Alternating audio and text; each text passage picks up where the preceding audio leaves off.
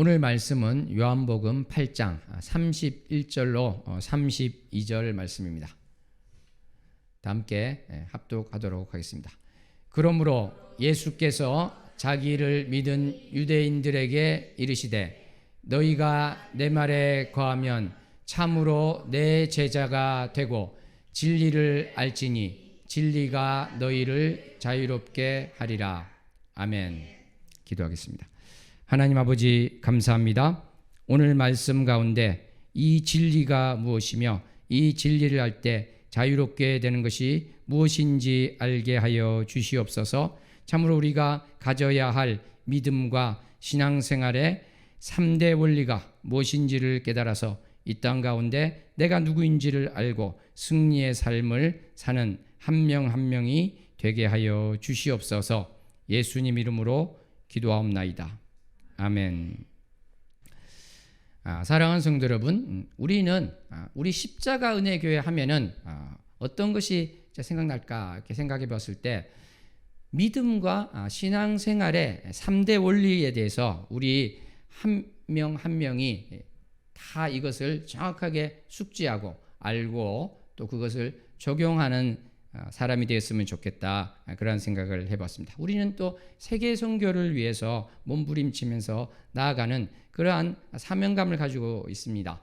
그런데 내가 정말 어떻게 살아야 되고 내가 누구인가, 나의 믿음과 나의 신앙생활이 어떻게 돼야 되는가, 이것을 볼 때는 제가 오늘 말씀드린 이 3대 원리를 굳건히 붙들고 있으면 흔들리지 않고 또 믿음이 자랄 줄로 믿습니다. 올바른 방향으로 견고하게 나아갈 줄로 믿습니다. 또 성경을 올바로 해석하는 기초와 힘이 될 줄로 믿습니다.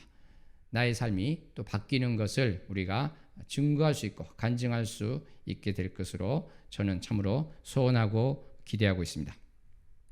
사랑하는 성도 여러분, 우리가 성경을 보면은 이게 모순되어 보이고 좀 이해가 안 되는 이러한 부분도 있습니다. 이러한 것들도 바로 오늘 말씀드리는 이 3대 원리를 가지고 보면은 이것이 보일 수가 있습니다. 예를 들어서 요한일서 5장 18절을 보면은 바로 하나님께로부터 나신 자가 우리를 지키기 때문에 악한 자가 만지지도 못한다, 이렇게 말씀을 하고 있습니다. 그렇죠? 악한 자가 우리를 만지지도 못하는 것입니다. 그런데 또 다른 곳을 보면 어떻게 되어 있습니까? 바로 의를 위하여 박해를 받는 자가 복이 있다, 이렇게 말씀을 하십니다. 예수 그리스도로 말미암아서 모욕을 당하고 박해를 받고 악한 말을 듣는 것에 대해서 예수님께서는 말씀하고 계십니다. 예수님께서는 또 어떤 말씀을 하고 계십니까? 예수님의 그 멍에는 쉽다고 합니다. 지기에 쉽고 또 짐은 가볍다고 말씀하고 계십니다. 그런데 산상수훈에서 말씀하시는 너희 원수를 사랑하라, 이런 말씀들, 또 너희를 박해하는 자를 위하여 기도하라, 이런 말씀을 보면은 이 짐이 쉬운 것 같지 않은데요, 가볍지 않고 무거운 것 같은데요, 이렇게 생각이 들기도 합니다. 어떻게 보면은 구약의 말씀보다 더 무거운 것 아닙니까? 구약의 말씀보다 더 어려운 것 아닙니까? 이렇게 주님께 여쭈어볼 수도 있을 것입니다. 그래서 많은 크리스찬들은 이렇게 복이 있을 것이라고 하는데 그 복이 박해가 된다는 것, 그리고 예수님의 멍에가 쉽다고 하는데 원수를 사랑하는 것, 오른뺨을 맞으면 왼뺨을 돌려대는 것, 이거 정말 쉽지 않습니다. 그러면서 이러한 나에게 적용되지 않는 것을 어떻게 해결해야 될까? 하나님 말씀은 조금도 오류가 없으시고 진리의 말씀일 터인데 이것을 어떻게 해결해야 될까? 이것을 고민하다가 어떻게 해결을 하고 자기에게 적용을 하게 될까요? 바로 이러한 경우가 많은 것 같습니다. 이러한 말씀들은 나에게 해당하는 말씀이 아니구나. 이것은 선교사님들에게 해당하는 말씀이구나. 목사님, 전도사님들에게 해당하는 말씀이구나. 또는 장로님에게 해당하는 말씀이구나. 이렇게 하면서 나와는 상관이 없는 말씀, 이렇게 보게 되는 것입니다. 나와는 상관이 없는 말씀, 그렇게 해서 이원화시키는 그러한 오류를 범하고 있습니다. 사랑하는 성도 여러분, 그렇지만 하나님의 말씀, 이 성경은 누구에게 쓰신 하나님의 사랑의 편지입니까? 바로 저 사람이 아니고 나에게 쓰신 하나님의 사랑의 편지입니다. 그렇지 않습니까? 옆 사람에게 한번 고백해 보겠습니다. 성경은 당신에게 쓴 하나님의 사랑의 편지입니다. 성경은 당신에게 쓴 하나님의 사랑의 편지입니다. 자, 자기에게도 적용해야 되겠죠? 성경은 나에게 쓴 하나님의 사랑의 편지입니다. 그렇습니다. 이것이 바로 하나님 말씀에 대한 고백이 될 것입니다. 성경의 말씀은 바로 선교사님을 위한 말씀이라고 나랑 상관없는 어떤 부분은 나와 상관없어 그렇게 할 것이 아니라 이 모두가 나를 위한 것이다. 이렇게 고백을 해야 될 줄로 믿습니다.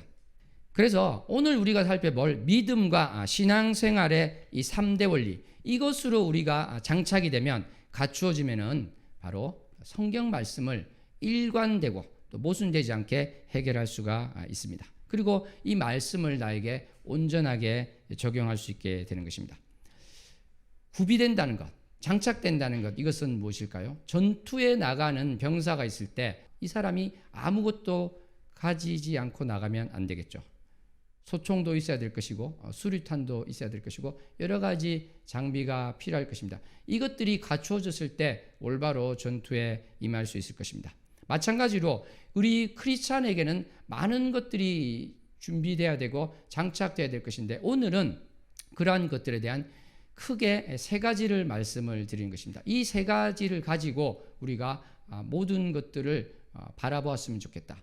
왜 세 가지로 하느냐면요, 그 중에 하나만 보아서는 안 된다는 그러한 의미가 있습니다. 어떻게 보면 이것을 다 통합시켜서 하나로 말씀드릴 수도 있겠습니다만 저는 세 가지로 나누어서 말씀을 드리고자 합니다. 그래서 이 하나가 정말 중요한 것이고 한쪽만 생각하고 이것이 다라고 생각해서는 안 되겠구나, 이러한 우리가 고백을 할 수 있기를 소원합니다.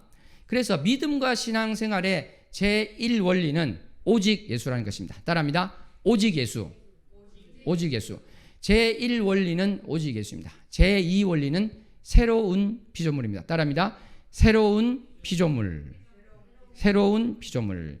그 다음에 제3원리는 착한 행실입니다. 착한 행실. 자, 우리 이거 외워야 됩니다. 자, 한번 해볼까요? 처음에 무엇이었습니까? 오직 예수. 두 번째는요? 새로운 피조물. 세 번째는 착한 행실. 이 세 가지를 완전히 장착하고 내가 성경 읽을 때 이게 왜 이렇지 하면은 여기에 해당되는 말씀이구나. 또 나의 생활에 있어서 내가 신앙생활을 함에 있어서 내가 인생을 살아감에 있어서 문제에 부딪힐 때 또는 어떠한 것을 해결해야 될 때 이것이 어떠한 것인가 고민이 될 때 내가 어떤 방향을 나가야 될지 잘 모를 때 이러한 원리들을 다시 한번 상기하면서 올바른 길을 찾아갈 수 있기를 소원합니다. 아멘. 그래서 우리 첫 번째 오직 예수, 여기에 대해서 우리가 보도록 하겠습니다. 주보에 있는 그 말씀을 함께 합독했으면 좋겠습니다. 요한일서 4장 10절 말씀입니다. 사랑은 여기 있으니 우리가 하나님을 사랑한 것이 아니요 하나님이 우리를 사랑하사 우리 죄를 속하기 위하여 화목 제물로 그 아들을 보내셨음이라. 아멘. 사랑하는 성도 여러분, 그렇습니다. 우리가 하나님을 사랑한 것이 아니라 하나님께서 우리를 사랑하셨다는 것, 이것을 우리는 조금도 잊어서는 안 될 것입니다. 그리고 우리 죄를 속하기 위해서 바로 예수 그리스도께서 화목 제물로 오셨다는 것, 하나님께서 그 독생자를 보내주셨다는 것을 우리는 항상 기억해야 될 것이고 이것이 바로 오직 예수 제1원리가 되는 것입니다. 사랑하는 성도 여러분, 아브라함이 섬긴 하나님을 나도 섬긴다 이러면서 어떻게 보면 기독교랑 비슷하다고 착각할 수 있는 그러한 종교들이 있습니다. 그렇지만 방금 우리가 보았던 바로 예수 그리스도께서 하나님께서 보내신 독생자로서 우리 죄를 지신 화목 제물이 되셨다는 것, 그분께서 십자가에서 우리를 위하여 죽으시고 부활하셔서 승천하셨다는 이러한 것들을 고백하지 않는, 우리가 바로 사도신경에서 고백하는 그러한 예수님에 대한 것들을 고백하지 않는 그러한 종교는 기독교가 아닌 것입니다. 모양이 비슷해 보일 수 있지만 그것은 기독교가 아닌 것이죠. 그렇기 때문에 신천지와 같은 그러한 이단들은 사실은 이단이라고 하는 것이 아니라 어떻습니까? 바로 사이비, 기독교랑 아무런 상관도 없는 그러한 종교 집단이다, 이렇게 할 수 있게 되는 것이죠. 사랑하는 성도 여러분, 우리는 제1원리, 여기서 십자가의 은혜에 대해서 정말 깊이 알아야 된다고 저는 생각합니다. 십자가에서 예수님께서 우리를 위해서 하신 것이 얼마나 큰 은혜인지 우리의 평생 기도 제목이 되어야 될 것입니다. 이것을 통해서 또 하나님 아버지의 사랑이 얼마나 큰 것인지를 알아가는 것이 평생의 기도 제목이 되어야 될 것입니다. 사랑하는 성도 여러분, 예수님께서는 죄를 모르십니다. 죄를 모르시는 그분께서 우리를 위해서 죄를 지시게 되었던 것입니다. 그러니까 그것은 크나큰 고통이 되는 것입니다. 왜냐하면 죄인인 우리는 죄 가운데 살고 있으면서도 그것이 고통인지 모릅니다. 그렇죠? 죄를 어떻게 보면 즐기고 있는 것이 바로 우리 죄인들의 모습인 것입니다. 그런데 죄가 없으신 분께서 우리의 죄를 진다는 것은 어마어마한 고통이 되는 것이죠. 예수 그리스도께서 우리를 통해서 하신 그 은혜라는 것은 우리가 생각하는 것 그 이상이라는 것, 그것을 저는 말씀드리고 싶습니다. 십자가의 그 고통이라는 것은요, 어떠한 것입니까? 이 세상에 있는 모든 형벌 중에 가장 잔혹한, 잔인한 형벌이었습니다. 가장 늦게 죽음을 맞이할 수 있게 하는 형벌이었습니다.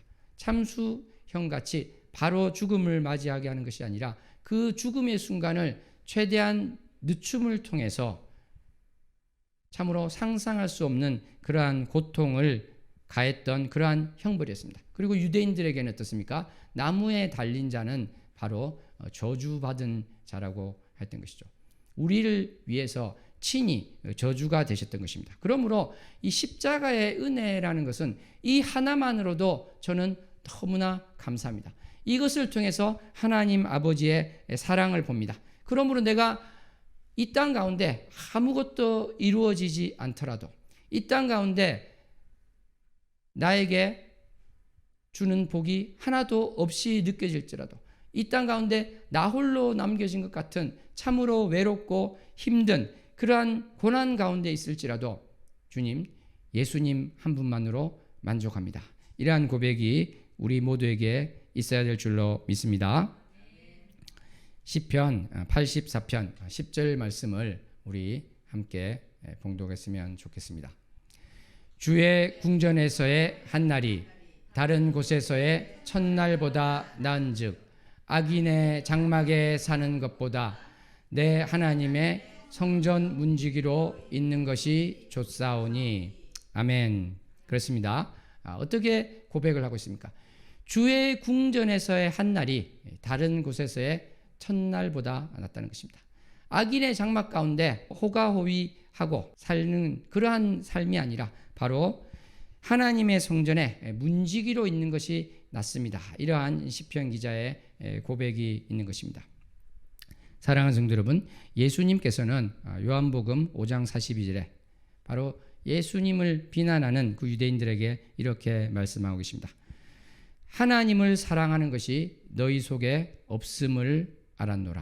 이렇게 말씀하고 계십니다. 사랑하는 성도 여러분, 우리는 우리 신앙생활할 때 이 땅 가운데서 누리고 싶은 것이 많이 있을 수 있습니다.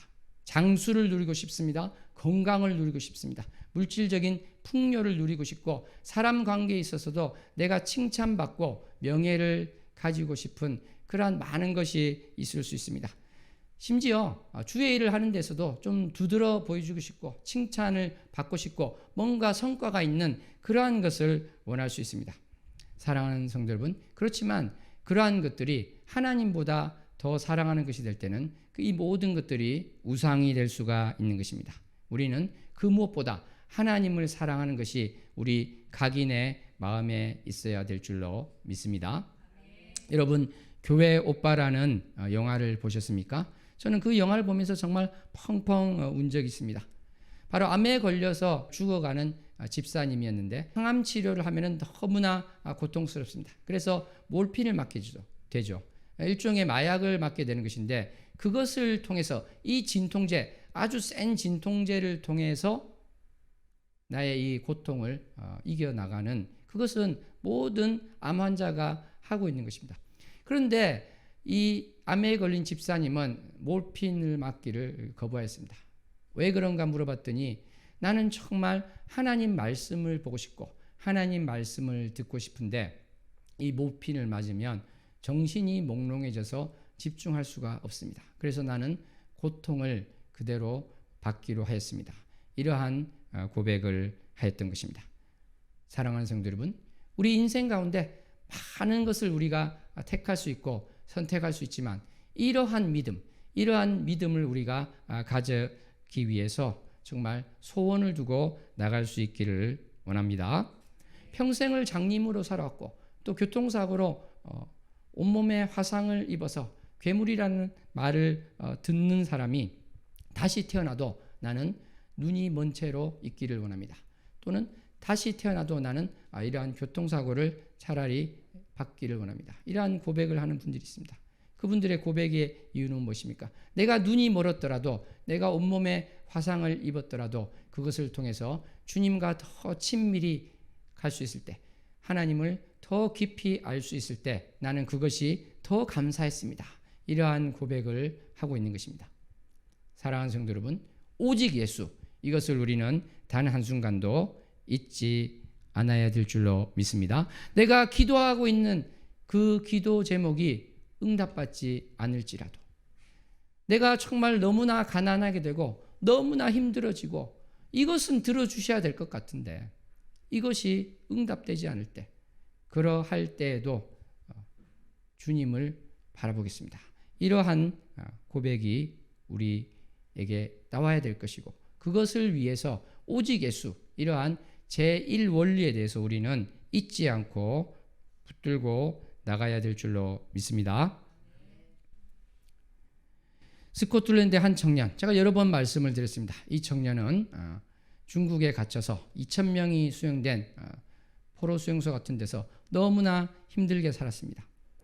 2,000명인데 화장실이 20개도 안 되는 정말 이 땅 가운데 지옥 같은 그런 곳에 살았었는데요. 그러다 보니까 사람들이 인간이 가진, 이 죄인으로서 인간이 가진 온갖 악한 모습이 다 드러났습니다. 서로를 비방하고 서로를 모함하고 폭력이 난무하고 그러한 속에 이 스코틀랜드 청년, 이 사람은 환하게 얼굴이 빛났습니다. 당신 왜 그렇습니까? 물었을 때 이 청년이 이야기하기를 바로 하나님께서 나를 구원해 주신 그 기쁨이 너무나 크고 감사하기 때문에 이러한 지옥 같은 고통이 나에게는 고통으로 느껴지지 않습니다. 이렇게 이야기를 했던 것입니다. 사랑하는 성도 여러분, 그렇습니다. 내가 어떠한 환경에 있을지라도 어떠한 고난 가운데 있을지라도 우리는 오직 예수, 이것을 붙들고 나가야 될 줄로 믿습니다. 제가 오직 예수 했을 때는 그러면 성부 성령은 어떻게 됩니까? 이렇게 질문하실 분도 있을 텐데 제가 오직 예수 했을 때는 사실은 성삼위일체 하나님을 말씀하는 것이다. 이렇게 생각하면 되겠습니다. 근데 하나님 하지 않고 오직 예수 하는 이유는 아까 말씀드린 것처럼요. 아브라함의 하나님을 섬긴다는 다른 종교가 있는데 거기에는 예수님이 없는 것입니다. 그렇기 때문에 우리는 오직 예수 했을 때는 바로 삼위일체 하나님을 또 이야기하는 것이다. 이것을 당연히 우리는 고백할 수 있겠죠. 이 십자가의 사역이 예수님께서 달리셨지만 바로 성부와 성령께서 또 함께 하신 것이다. 함께 하셨다는 것은 성부순환설을 말하는 것이 아니라 어떻게 보면 같이 고통을 겪는 것이죠. 그렇지 않습니까? 아들이 받는 그 고통에 어떻게 아버지가 전혀 고통이 없을 수 있겠습니까? 어떻게 보면 우리가 상상할 수 없는 고통이다. 이것을 알 수 있겠죠. 사랑으로 하나가 되는데 그것이 마치 우리 인간들이 보기에 끊어진 것처럼 보일 때, 그 소통이 약해진 것처럼 보일 때 성령님은 또 얼마나 큰 고통 가운데 계셨겠습니까? 사랑하는 성도 여러분, 얼마 전에 소천하신 로렌 커닝햄 목사님의 책을 보면은 이런 내용이 있습니다. 자기가 결혼을 해야 되겠다 이렇게 생각을 했다고 합니다. 그래서 이제 배우자를 놓고 배우자 기도를 열심히 하고요. 아주 모든 신경이 그쪽으로 상당히 많이 가 있었다고 합니다. 하나님의 일을 하고 있었는데 이렇게 되다 보니까 그런 생각이 갑자기 들더랍니다. 내가 지금 너무 이 결혼하는 것, 배우자 찾는 것에 몰두하고 있나? 내가 하나님보다 이것을 너무 사랑하고 내가 여기에만 몰두하고 있나? 이러한 생각이 들면서 그것을 내려놨다고 합니다. 배우자를 찾기 위해서 노력하는 것, 그것을 위해서 기도하는 것을 내려놓았다고 합니다. 그런데 그렇게 했을 때 하나님께서 반대로 정말 내가 인간적인 노력으로는 찾을 수 없었던 배우자를 만나게 하고 결혼하게 해주셨다. 바로 이 내려놓음의 역설을 간증하셨습니다. 사랑하는 성도 여러분, 바로 우리는 이 부분을 보면서 제2원리, 새로운 피조물에 대한 것으로 넘어가도록 하겠습니다. 그러니까 아까 말씀드린 것처럼요, 나의 모든 기도 제목이 응답받지 않더라도 어떻게 해야 된다고 했습니까? 감사합니다. 이렇게 돼야 된다고 우리는 했습니다. 오직 예수 한 분만으로 만족합니다. 이렇게 된다고 하였습니다. 그런데 그렇다고 해서 우리가 이 땅 가운데 아무것도 누릴 수 없는가? 우리가 이 땅 가운데 가난해야 되고 이 땅 가운데 아파야 되고 이 땅 가운데서 기도하는 것은 하나도 응답받지 않고 내가 소원하고 내가 꿈꾸는 것은 하나도 이루어지지 않는 그것이 그러면 크리스찬의 삶인가? 크리스찬이 되면은 모든 생활이 더 힘들어지는 것이 크리스찬의 삶인가? 그렇게 또 말씀하시는 분도 있죠. 그런데 저는 또 그렇게 생각하지 않습니다. 그것이 바로 우리가 제2원리를 통해서 깨닫게 되는 것이다. 이렇게 할 수 있겠습니다. 그러면 거기 나오는 말씀 고린도후서 5장 17절 말씀을 합독하도록 하겠습니다. 그런즉 누구든지 그리스도 안에 있으면 새로운 피조물이라 이전 것은 지나갔으니 보라 새 것이 되었도다. 아멘. 누구든지 그리스도 안에 있으면 새로운 피조물이라고 하는 것입니다. 한번 고백했으면 좋겠습니다. 나는 새로운 피조물입니다. 나는 새로운 피조물입니다.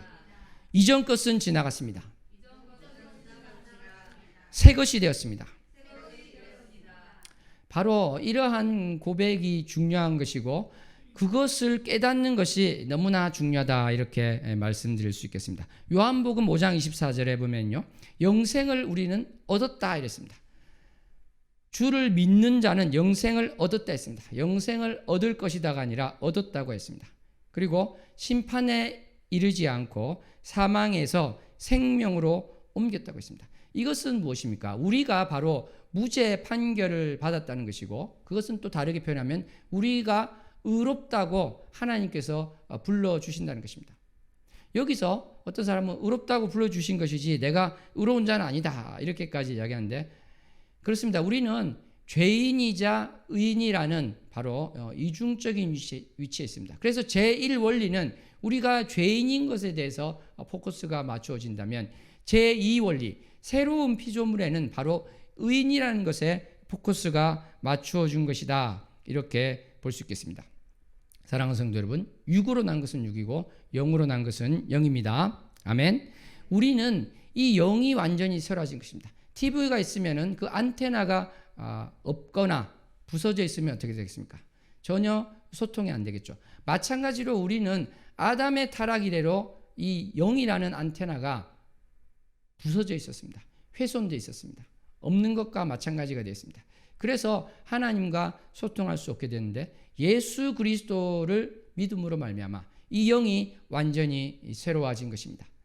바로 하나님께서 원하시는 하나님의 형상을 닮은 자로서 회복이 시작된 것입니다. 그리고 어떤 면에서는 이미 그렇게 되었다고도 할 수 있는 것입니다. 왜냐하면 영이 새로워졌고 나의 혼이 나의 육신이 둔감해서 그것을 알아차리지 못하고 깨닫지 못하고 느끼지 못한 것이지만 나의 영은 완전히 새로워졌기 때문에 그러한 것입니다.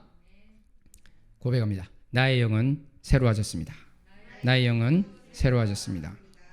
바로 우리는 이러한 고백 가운데 바로 새로운 피조물이 어떤 것이다. 그것을 우리는 고백해야 될 줄로 믿습니다. 사랑하는 성도 여러분, 그것이 있을 때 우리는 모든 또 기도 제목에 대해서 응답받는 것에 대해서도 이야기를 할 수가 있을 것입니다. 주보 말씀 한번 합독해 보도록 하겠습니다.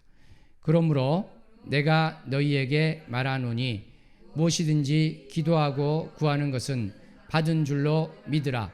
그리하면 너희에게 그대로 되리라. 아멘.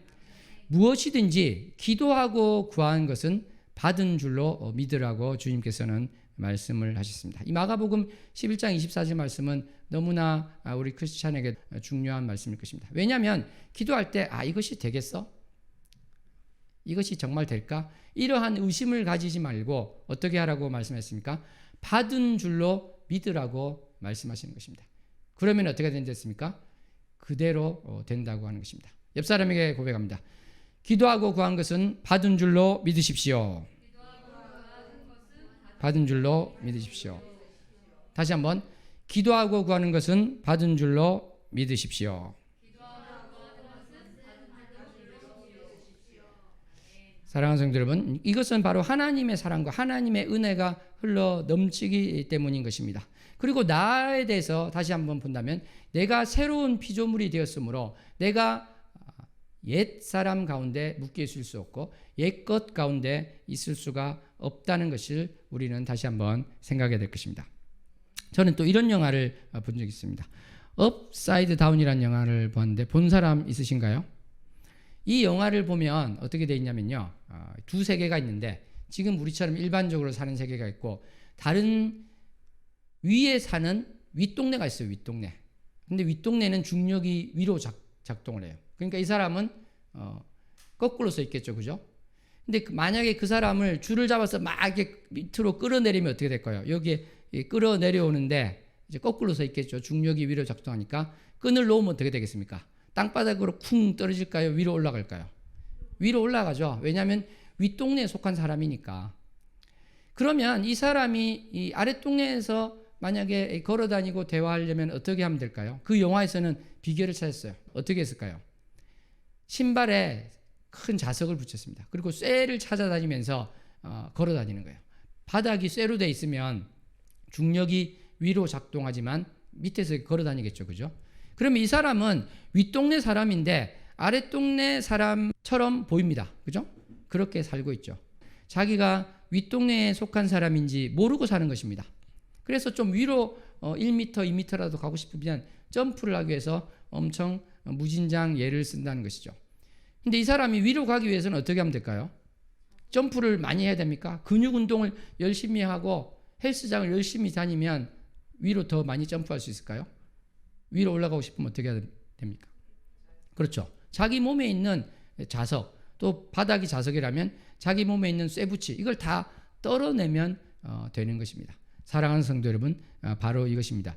우리가 새로운 피조물이 되었다는 것, 땅이 아니라 하늘에 속한 자가 되었다는 것을 바로 우리 주님께서 말씀하셨는데 왜 우리는 옛사람처럼 살고 있는가? 왜 나는 세상 사람과 똑같이 살고 있는가? 그것은 바로 이러한 것 때문에 그러한 것이다 말씀드릴 수 있습니다. 내가 옛사람을 버리지 않았기 때문에 그런 것입니다. 그리고 더 정확하게 말한다면 내가 새로운 피조물이 되었다는 것을 인지를 못해서 그런 것입니다. 그것을 정확하게 인식한다면 마치 내 몸에서 자석을 버린 것과 똑같은 그러한 효과가 올 수 있다는 것이죠. 인식한다고 그렇게 바뀔까요? 그렇지 않습니다. 내가 생각을 어떻게 하느냐가 너무나도 중요할 수 있습니다. 심지어는 요즘은 뇌과학자들도 이 생각하는 것이 얼마나 중요한가. 그래서 자기 전에 좋은 생각을 함으로써 바꿀 수 없다고 하는 잠재의식도 바꿀 수 있다. 그런 이야기를 하죠. 내가 이 땅 가운데서 이루고자 하는 그 꿈에 대해서 정말 강력한 의지를 가질 때 이룰 수 있다. 이렇게 믿지 않는 분들도 이야기하는 것이 있습니다. 그런데 이것들은 부분적인 것이고 정말 우리 믿는 사람들에게 내가 어떠한 존재인가를 정확하게 인식한다면 그것은 바로 경천동지할 변화가 나에게 일어난다는 것입니다. 그러므로 우리가 지금 말하고 있는 믿음과 신앙생활에서의 3대 원리를 이야기하는데 이 두 번째 원리가 정말 내 것이 된다면 나는 어떻습니까?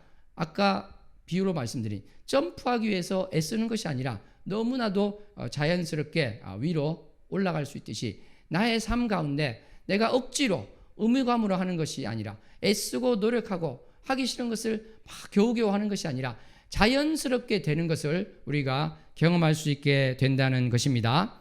정말 그것을 위해서 우리가 소망을 가지고 나가야 될 줄로 믿습니다. 우리 교회에서 이제 앞으로 1:1 제자 양육을 하도록 하겠습니다. 이것은 어떠한 의미가 있냐면 바로 십자가의 은혜, 오직 예수, 그러한 것에 대해서 뿐만 아니라 지금 말씀드리는 이 부분, 여기에 대해서 확실하고 온전하게 알아서 나의 삶이 바뀌는 것을 바로 경험할 수 있게 하는 훈련을 하는 것이고 생명을 나누는 것을 하기 위해서 그런 것입니다. 사랑하는 성도 여러분, 정말 옛것을 떨쳐버리기가 쉽지 않습니다. 내가 어떠한 존재라는 것을 깨닫는 것이 쉽지가 않습니다. 왜냐하면 너무나도 많은 이 세상의 거짓말 속에서 우리는 살아가고 있기 때문에 거짓말이 진짜 같고 진짜가 거짓말 같기 때문에 그런 것이죠. 여러분, 환상통이라는 말에 대해서 들어보셨습니까? 환상통. 이것은 무엇인가 하면요, 왼팔이 잘렸습니다. 그러면은 이 왼손에 집게 손가락에 아무런 감각이 없어야 되잖아요. 그죠? 그런데 이 환상통이라는 것은 분명히 왼팔이 잘려서 나에게 없는데도 정확하게 왼손가락, 집게 손가락 끝이 간지럽다, 거기가 아프다는 것이 느껴진다는 것입니다. 그러니까 이 사람은 어떻게 될까요? 나의 왼팔이 붙어 있구나, 이렇게 생각하죠. 근데 사실은 그렇지가 않다는 것입니다. 이것처럼 진짜가 가짜 같고 가짜가 진짜 같은 일이 얼마든지 있을 수 있다. 그러므로 우리는 이것을 정확하게 인지할 때 정말 나의 존재가 어떠한 존재인지 인지하고 인식하고 그것을 깨달을 때 정말 나의 삶이 바뀌고 나의 신앙생활이 바뀌고 내가 억지로 노력해서 되는 것이 아니라 정말 저절로 되어지는구나, 이것을 경험할 수 있게 될 것입니다. 그래서 훈련 과정이 필요한 것이에요. 왜냐하면 이러한 것들이 너무 아주 자연스럽게 되지가 않기 때문에 그런 것이죠. 사랑하는 성도 여러분, 병아리와 함께 자란 독수리 이야기를 들어보신 적이 있습니까? 병아리와 함께 자란 독수리는 병아리들이 닭이 되고, 그러니까 자기가 성체가 되었는데도 하늘을 날지 않습니다. 왜냐하면 자기가 독수리인지를 모르기 때문에 그런 것이죠. 이 독수리가 만약에 자기가 독수리라는 것을 깨달았다면 날아갔겠죠. 그것을 깨닫지 못하고 나는 병아리야, 그런데 좀 이상하게 생긴 병아리야, 덩치도 크고 좀 둔한 병아리야, 이렇게 생각하면 평생을 그렇게 땅바닥에 붙어서 살다가 끝나는 것입니다. 사랑하는 성도 여러분, 참으로 내가 어떠한 존재를 깨달을 때 바로 하나님께서 말씀하신 바, 아까 마가복음 11장 24절에서 고백한 바처럼 참으로 나의 영에서 흘러나오는 그 모든 것으로 나는 승리할 수 있고 또 내가 기도하고 바라는 것들이 이 땅 가운데 이루어지고 있음을 우리는 고백하게 될 것입니다. 아멘. 억지로 하는 것이 아니라 정말 자유롭게 신앙생활을 한다는 것이 무엇인가, 그것을 우리는 깨닫게 될 것입니다. 율법주의적인 것에서 완전히 벗어나게 될 것입니다. 저 사람이 저렇게 신앙생활을 하니까 저 모양이지, 이러한 말을 하지 않게 되고 내가 생각하지 않게 될 것입니다. 왜 그렇습니까? 사람을 그러한 겉모습으로 보는 것이 아니라 그 사람의 영을 바라볼 수 있고 또 내가 바로 영이 지시하고 영이 인도하는 것으로 갈 때 그러한 생각을 할 수 없게 되기 때문에 그런 것입니다. 사랑하는 성도 여러분, 이제는 제3 원리로 넘어가고자 하는데요.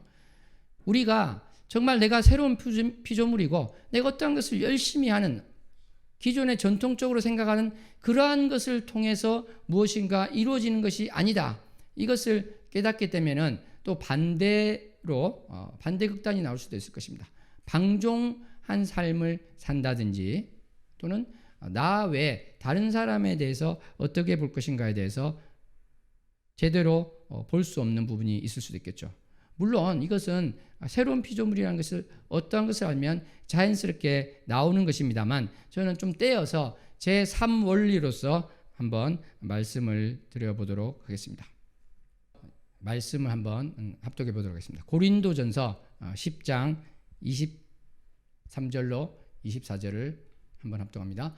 모든 것이 가하나 모든 것이 유익한 것은 아니요, 모든 것이 가하나 모든 것이 덕을 세우는 것은 아니니 누구든지 자기의 유익을 구하지 말고 남의 유익을 구하라. 아멘. 이것은 아주 중요한 말씀이 되는 것인데요. 우리가 모든 것이 가합니다. 그런데 모든 것이 이루은 것이 아니라는 것이죠. 또 모든 것이 상대방의 또 덕을 세우는 것이 아니다. 이것을 우리는 보아야 될 것입니다. 그러니까 내가 새로운 피조물로서 기존의 어떤 관습이라든지 습관이라든지 그 전통에서 어느 정도는 자유로울 수가 있습니다. 그런데 내가 모든 것이 가하고 자유롭다고 하지만 어떤 경우에는 상대방의 덕을 세우기 위해서 그것을 하지 않을 수도 있습니다. 이러한 것들이 우리 신앙생활에서 많이 나타나게 됩니다. 이것을 우리가 잡지 않으면 나는 그냥 상대방에 대해서 배려하고 존중하는 것이 무엇인지 모르고 상대방의 덕을 세우는 것이 무엇인지 모르고 행동하게 되는 것입니다. 사도 바울이 그렇게 말하지 않았습니까? 나는 나의 신앙이 있기 때문에 제사 음식을 먹는 게 괜찮다는 것입니다. 그런데 그것으로 말미암아 믿음이 약한 사람이 실족하게 된다면 나는 제사 음식을 먹지 않겠다는 것입니다. 그 고기를 먹지 않겠다는 것입니다. 내가 자유가 있지만 상대방을 위해서 그렇게 할 수 있겠죠. 그러니까 그 24절 말씀처럼 어떻습니까? 자기 유익을 구하는 것이 아니라 남의 유익을 구하는 그러한 자가 되어야 되겠다. 우리는 이러한 고백을 해야 될 줄로 믿습니다. 이것이 어떻게 보면 제가 지난 시간에도 말씀드린 간증자의 삶과도 연관이 됩니다. 왜냐하면 어떻게 저런 생활을 했는데 저 사람이 하나님의 복을 받을 수 있나, 상대방이 볼 때도 그러한 경우가 생기거든요. 지난 시간에 말씀드렸죠. 1년 동안 예배를 한 번도 안 드리고 성경을 한 번도 안 보고 기도를 한 번도 안 했더니 그랬더니 이러한 복을 하나님께서 주셨습니다. 이렇게 할 수가 없다는 것이죠. 그렇지 않습니까? 이 덕이 안 되는 거기 때문에 하나님께서는 사실은 내가 약간 어떻습니까? 하나님으로부터 떨어져 있고 신앙생활이 엉망이 될지라도 너 이제부터 나의 자녀 아니야. 이렇게 하시지는 않습니다. 돌아오기를 바라시고 굶어 죽지 않기를 원하시고 고난 가운데 있지 않기를 원하십니다. 하나님께서는 우리가 그렇게 엉망인 생활을 살고 있을 때에도 나를 여전히 사랑하십니다. 그렇지만 여전히 사랑하시지만 이 복을 부어주실 수는 없어요. 복이라고 한다면 우리가 일반적으로 생각하는 그러한 것이 되겠죠. 건강 문제라든지 기도 제목 응답받는 것이라든지 이러한 물질적인 문제라든지 이것을 하나님께서 채워주실 수가 없더라는 것입니다. 왜 그렇습니까? 나의 삶이 본이 안 되기 때문에 그런 것이죠. 나에게도 본이 안 되고 다른 사람에게도 본이 안 되기 때문에 하나님께서는 그렇게 일하지 않으신다는 것입니다. 사랑하는 성도 여러분, 그리고 무엇보다 중요한 우리 말씀을 또 합독해 봤으면 좋겠습니다. 마태복음 5장 16절 말씀. 이 말씀은 너무나 중요한 말씀입니다. 합독합니다. 이같이 너희 빛이 사람 앞에 비치게 하여 그들로 너희 착한 행실을 보고 하늘에 계신 너희 아버지께 영광을 돌리게 하라. 아멘. 자, 말씀을 한번 보겠습니다. 이같이 너희 빛이 사람 앞에 비치게 하여 그랬습니다. 나로부터 나오는 빛일까요? 이 빛은 어디서 나오는 빛입니까? 바로 하나님으로부터 시작된 빛이 되는 것입니다. 바로 우리가 새로운 피조물에서 나왔던 것, 우리가 내 영이 새로워졌기 때문에 하나님께서 주시는 그 많은 능력을 발휘할 수 있다는 그 말씀을 드렸습니다. 내가 어떠한 존재인지만 깨닫는다면 사실은 치유 은사를 가진 그러한 것들이 나랑 상관이 없는 것이 아니라 나에게 있을 수가 있는 것입니다. 성령의 은사가 그러한 치유 은사뿐만 아니라 그 모든 여러 가지 것에서 성령의 열매를 비롯한 여러 가지 것에서 나타날 수 있는 것인데 그것은 사실은 나를 위한 것이 아니라는 것이에요. 궁극적으로는 무엇입니까? 바로 그 빛을 통해서 사람들을 통해서 하나님 아버지께 영광을 돌리기 위한 것이다. 이것이 너무나도 중요한 것이 됩니다. 사랑하는 성도 여러분, 하나님께서는 나를 등불로 삼기를 원하십니다. 하나님께 고백합니다. 주님께서 나를 등불로 삼기 원하십니다. 나를 등불로 삼기를 원하십니다. 하나님께서 나를 등불로 삼기를 원하시는데 내가 심지가 되어서 주님의 그 빛을 환하게 밝혀야 되는데 내가 그 불을 꺼버리면 안 되겠죠. 바로 나는 하나님께서 주시는 이 빛을 나타내야 되는 것입니다. 그것이 바로 착한 행실인 것이고, 이 착한 행실이라는 것은 그것을 통해서 하나님 아버지께서 영광 받으실 수 있는 바로 그러한 것이 되는 것입니다. 나만이 아니라 이웃을 바라보는 것, 이웃과의 화평, 또 이웃을 돕는 것, 이것은 성경에도 너무나 많이 나오고 있습니다. 이것이 바로 또 그리스도인의 사회적 책임이라고 할 수 있겠습니다. 성경에 보면은 전당 잡은 옷을 해가 지기 전에 돌려보내라는 출애굽기 22장 26절 말씀이 있습니다. 이것은 무엇입니까? 그 이웃이 이불과도 같은 그 옷이 없으면 너무 춥게 잔다는 것이죠. 그렇게 하지 말라는 것이 바로 하나님의 말씀인 것입니다. 레위기 19장 9절에 보면은 너희가 곡식을 거둘 때 밭 모퉁이까지 다 거두지 말라고 하셨습니다. 떨어진 이삭을 줍지 말라고 하셨습니다. 왜 그렇습니까? 바로 가난한 자들이 그것을 취할 수 있게 한 것이죠. 실제로 많은 크리스찬들이 이러한 삶을 살았습니다. 구한마을 선교사님들이 어땠습니까? 바로 교육받지 못하던 여성을 교육시켰습니다. 신분제 폐지를 위해서 또 병원을 또 짓기도 했습니다. 유럽으로 눈을 돌리면 고아원을 운영하였습니다. 노예제 폐지를 위해서 평생 그것을 사명으로 알고 살다 간 정치인도 있고, 실제로 그것을 다 이룬 사람이 있습니다. 사랑하는 성도 여러분, 제1원리가 뭐라고 했습니까? 오직 예수. 제2원리가 새로운 피조물.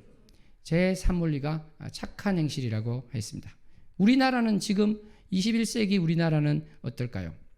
우리가 너무나 잘 살게 되었지만 참으로 스트레스 지수가 높고 행복 지수가 낮은 그러한 사회가 되었습니다. 청년들이 고독사를 하고 있는 사회가 되었습니다. 청년들이 그 극단적인 선택을 한 그곳에 가보면 많은 회사에 보낸 이력서가 쌓여 있다고 합니다. 정말 청소하는 분들이 눈물을 흘린다고 합니다. 저출산으로 이 나라가 또 꺼져가고 있습니다. 우리 크리스찬은 이러한 여러 문제에 대해서 나랑은 상관없는 일이야, 그렇게 하는 것이 아니라 이제 이것을 바라보고 고민하고 품고 기도해야 될 줄로 믿습니다. 우리 교회가 또 세계 선교를 위해서 나가고자 하는 교회입니다. 저도 콩고를 또 얼마 전에 몇 개월 전에 다녀왔습니다만 콩고에 가보니까 정말 눈물이 나더라고요. 너무나 가난하고 청년들과 이야기를 해보면 이들은 공무원 아니면 군인, 그거 외에는 취직할 데가 없는 거예요. 회사라는 것이 없는 것입니다. 그래서 거기 있는 우리 교단의 목사님과 현지인인데요, 콩고인인데 그분과 이야기를 해보니까 이 그리스도인으로서 교인들의 믿음과 신앙생활을 책임지는 이것이 있지만 또 한 가지 크게 하는 것이 바로 이 직업을 위해서 직장을 가질 수 있도록 그것을 만드는 일도 열심히 하고 있다고 했습니다. 바로 이러한 것입니다. 사랑하는 성도 여러분, 우리의 착한 행실을 보고 바로 믿지 않는 분들도 하나님 아버지께 영광을 돌릴 수 있게 되기를 원합니다. 바로 내가 이러한 것들에 마음을 가지고 나가야 될 줄 믿습니다. 사랑하는 성도 여러분, 지금까지 우리는 세 가지 이야기를 했습니다. 첫째가 뭐였죠? 오직 예수. 둘째는 새로운 피조물. 셋째는 착한 행실에 대해서 말씀을 나눴습니다. 이 세 가지를 우리는 그 어느 하나도 소홀히 할 수 없고 그 세 바퀴가 같이 가야 된다. 이것을 잊지 않았으면 좋겠습니다. 그 하나만 바라볼 때는 어떤 일이 벌어질까요? 지난 시간에도 말씀드렸습니다만 오직 예수, 물론 이것이 두 번째, 세 번째를 다 포함하고 있습니다. 왜냐하면 예수님께서 하신 말씀을 보면 다 그렇게 되겠죠. 그런데 이제 좁은 의미에서 나누었을 때 하나만 있다고 가정을 한다면 어떤 일이 벌어지게 되겠습니까? 바로 주님께서 우리를 통해서 주신 그 능력, 주님께서 우리를 통해서 하시고자 하는 것을 스스로 막는 그러한 일을 할 수가 있겠죠. 스스로를 제한하는 일이 있을 수도 있게 되겠습니다. 두 번째 것만 포커스를 맞추면 어떻게 되겠습니까? 이것도 이제 가정적으로 하는 것입니다. 왜냐하면 새로운 피조물을 온전히 깨달으면 당연히 오직 예수가 되고 착한 행실이 되는 것이죠. 그런데 겉의 것만 본다면, 기도 응답되는 것만 본다면, 나의 능력이 나가는 것만 본다면 이 땅 가운데 세상 사람들도 인정하는 그러한 복을 누리는 것만 보고 거기에만 집중한다면 어떤 문제가 발생할까요? 하나님이 마술 램프, 진이가 되고 마는 것입니다. 하나님께서 진이가 되고 마는 것입니다. 나의 원하는 것을 이루어 주시는 하나님, 그것을 위한 수단으로서의 하나님밖에 안 되는 것이죠. 만약에 내가 그러한 상태에 있다면 우리는 이 새로운 피조물이라는 것이 무엇인지 다시 한번 오직 예수라는 것으로 돌아가서 주님 그렇습니다. 내가 정말 진짜 믿음을 가지기를 원합니다. 가짜 믿음이 아니라 진짜 믿음을 가진 자가 원합니다. 이렇게 되돌아가고 그 근본부터 제1원리부터 보아야 될 줄로 믿습니다. 아멘. 그게 되지 않으면 흉내는 낼 수 있다는 것입니다. 제가 지금 무슨 말씀을 드리냐면 참 믿음이 없이도 나는 할 수 있다. 나는 할 수 있다. 이렇게 어떤 주문처럼 외면서 어떠한 것들이 벌어질 수도 있다는 것이에요. 건강할 수도 있다는 것이에요. 재물이 생길 수도 있다는 것이에요. 사람들로부터 칭찬을 받을 수도 있다는 것이에요. 그런데 예수님이 없다면, 거기에 예수님이 없다면 그것은 가짜가 된다는 것입니다. 어떤 경우에도 주님, 내가 지금 누리고 있는 이것이 다 없어질지라도 나는 하나님을 원망하지 않고 그리할지라도 우리 하나님, 우리 예수님을 사랑하겠습니다. 성령님을 바라보겠습니다. 이러한 고백이 있어야 될 줄로 믿습니다. 사랑하는 성도 여러분, 우리가 성경을 볼 때 이러한 관점으로 보기를 원합니다. 이 세 가지를 아주 분리해서 본다기보다는요, 한쪽으로 치우치지 않고 볼 수 있는 우리가 되기를 원합니다. 빛의 삼원색이 있습니다. 빨강, 초록, 파랑인데요. 이것이 합쳐지면 흰색이 되는 것이죠. 사실은 하나입니다. 이 세 가지가 하나이고 하나로 보아야 되는 것인데 우리는 나의 믿음이, 나의 신앙생활이 어느 한쪽으로 치우쳐져 있을 수 있기 때문에 바로 제가 오늘 이런 말씀을 드린 것입니다. 사랑하는 성도 여러분, 이러한 세 가지를 우리가 꼭 가지고 내가 오직 예수, 또 새로운 피조물임을 인식하고 진리가 너희를 자유케 한다고 했는데 이것이 방종으로 가는 것이 아니라 덕이 되는 대로 가는 것. 내가 증인으로서의 삶을 살아야 되겠다. 내가 간증자로서의 삶을 살아야 되겠다. 이렇게 고백하는 저와 여러분 되었으면 좋겠습니다. 기도하겠습니다. 하나님 아버지 감사합니다. 오늘 말씀 가운데 우리는 오직 예수, 또 새로운 피조물, 착한 행실에 대해서 말씀을 나눴습니다. 나의 인생 가운데 하나님께서 주신 은혜를 기억하게 해주시고 내가 어떠한 존재인지를 깨달아서 참으로 이 땅 가운데 주님이 주신 능력 가운데에서 그 복을 누리고 사는 자가 되게 하여 주시옵소서. 또 이웃을 사랑하며 섬기는 자로서 쓰임받는 자 되게 해주시고 우리 주 예수 그리스도의 복음을 전하는 자로 쓰임받게 하여 주시옵소서. 우리 주님의 그 빛을 이 세상 가운데 나타나는 자로 써 주시옵소서. 감사합니다. 사랑합니다. 예수님 이름으로 기도하옵나이다. 아멘. 우리 찬양하고 기도하겠습니다.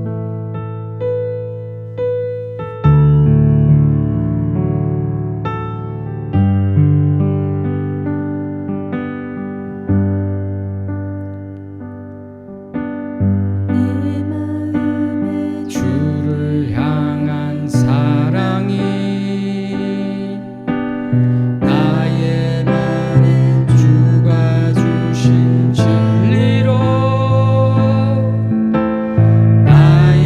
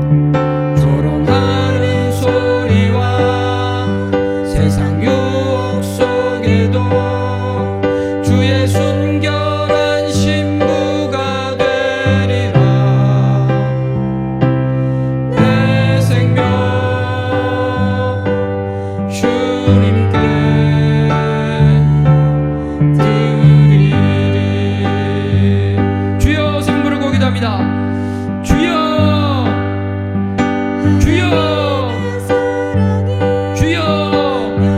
하나님 아버지 감사합니다. 오직 예수, 오직 예수를 붙들고 나가는 자 되게 하여 주시옵소서. 주님, 내가 새로운 피조물로서 바뀐 존재임을 깨닫게 하여 주시옵소서. 아버지, 내가 옛사람 가운데 있지 않게 하여 주시옵소서. 참으로 옛것을 버리는 자 되게 하시고 나의 죄를 미워하는 자 되게 하시고 아버지께서 해결해 주신 그 모든 것 가운데 새로운 피조물로서의 삶을 살아가는 자 되게 하여 주시옵소서. 주님 감사합니다. 사랑합니다. 오직 주님만을 바라보게 해주시며 주의 영광을 위해서 사는 삶을 살기 원합니다. 나의 착한 행실이 있기를 원합니다. 주님께서 공급하시는 그 빛을 나타내는 자 되기 원합니다. 주님께서 우리 각인을 써주시옵소서.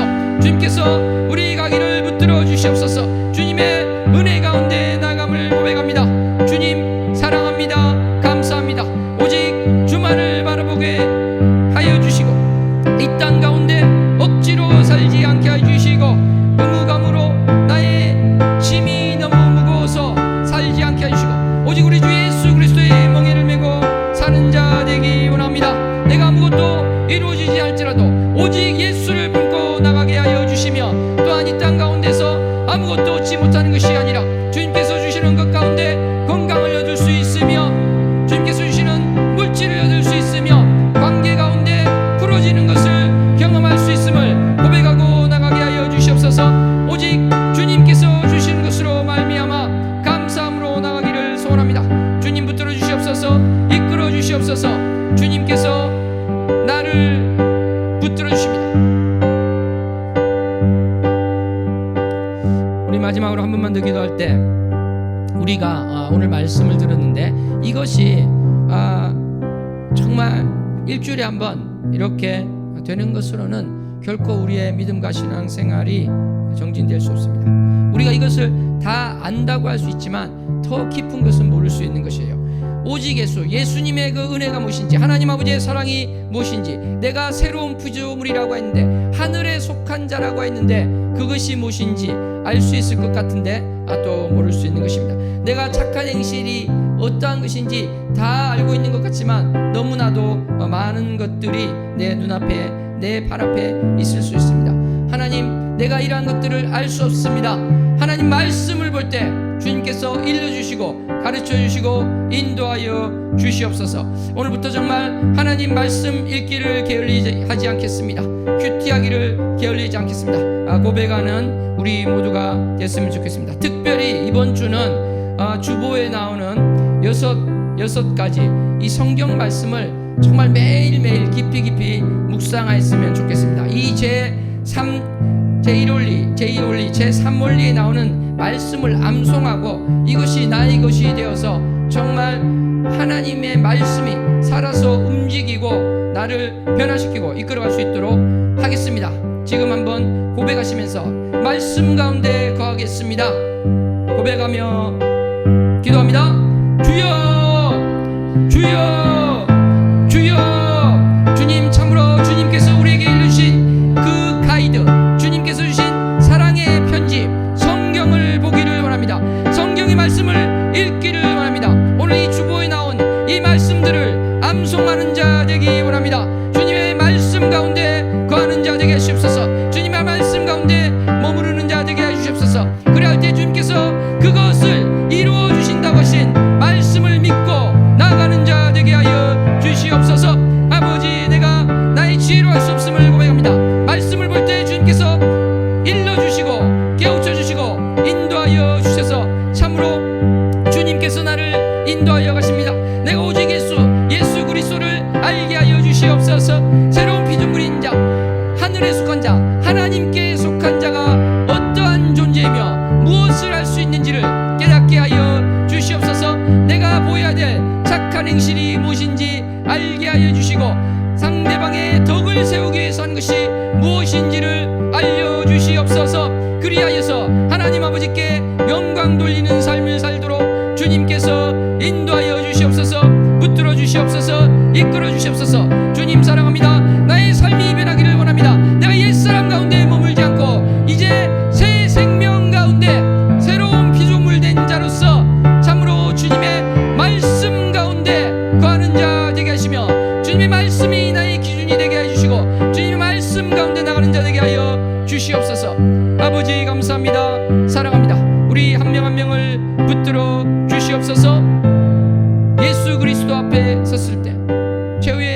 재판대 앞에 섰을 때 참으로 감사함으로 기쁨 가운데 우리 주 예수 그리스도를 안을 수 있는 우리 각인이 되기를 원합니다. 십자가 은혜교회 성도 한 명도 빠짐없이 참으로 주님을 기쁨의 얼굴로 볼 수 있는 자 되도록 주님 오늘도 붙들어 주시고 이끌어 주시옵소서.